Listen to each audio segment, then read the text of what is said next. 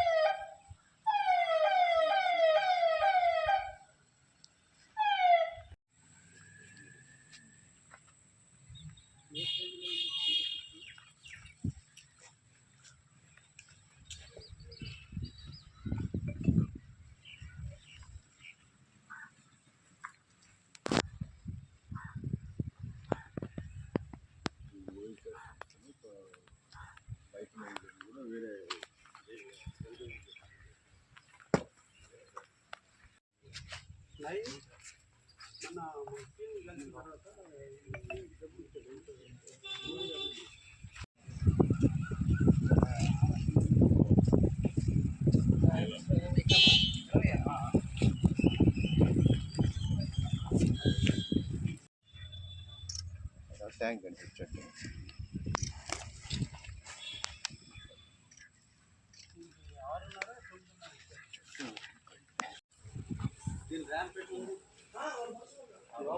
లోపల నుంచి దీనికి ఇచ్చారు సార్, లోపల రూమ్లో నుంచి ఇచ్చారు.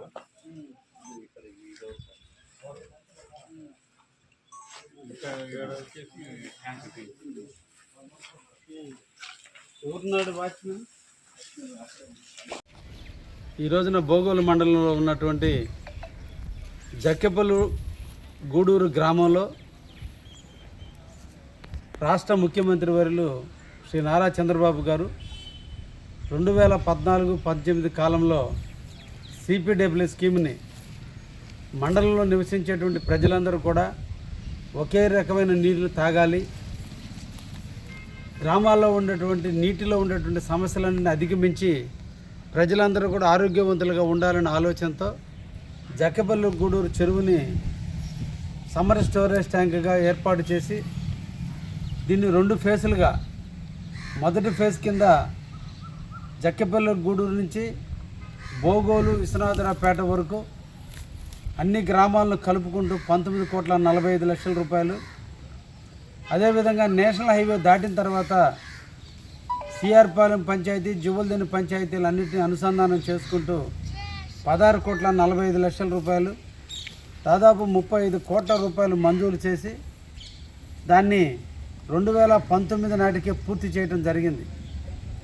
ఓన్లీ 10% వర్క్లు మాత్రమే పెండింగ్ ఉంటే గత పాలకుల యొక్క నిర్లక్ష్యం వల్ల 5 సంవత్సరాలు కూడా ఈ ప్రాజెక్టు నిరుపయోగమైపోవటం, కాంట్రాక్టర్లు పైప్ లైన్లు అన్నిటికీ జాయింట్లు ఇవ్వకుండా ఏ ఒక్క ప్రజానికానికి నీళ్లు ఇవ్వనటువంటి పరిస్థితి ఏర్పడిన దృష్ట్యా ముఖ్యమంత్రి వర్యులు మరలా ఇప్పుడు దీనిని ఆధునీకరించాలి, అదేవిధంగా ముంగమూరు కూడా నీళ్లను తరలించాలనే ఉద్దేశంతో 9,35,00,000 రూపాయలు ఈరోజు సిపిడబ్ల్యూ స్కీమ్ని కింద అమౌంట్ నిధులు ఇవ్వడం జరిగింది. ఈ సందర్భంగా వారికి మేము కావలి నియోజకవర్గ ప్రజలు, బోగోలు మండల ప్రజానీకం తరఫున ధన్యవాదాలు తెలియజేస్తూ అతి తొందరలో టెండర్లు పిలిచి ఈ 2 ఫేజుల కింద ఉన్నటువంటి గ్రామాలైనటువంటి అన్ని గ్రామాలని ఒక కొండ పెట్టకుండా తాళ్ళూరు తప్ప మిగతా ఉన్నటువంటి అన్ని గ్రామాలకి నీళ్ళు ఇచ్చి ప్రజలందరికీ కూడా సౌకర్యమైనటువంటి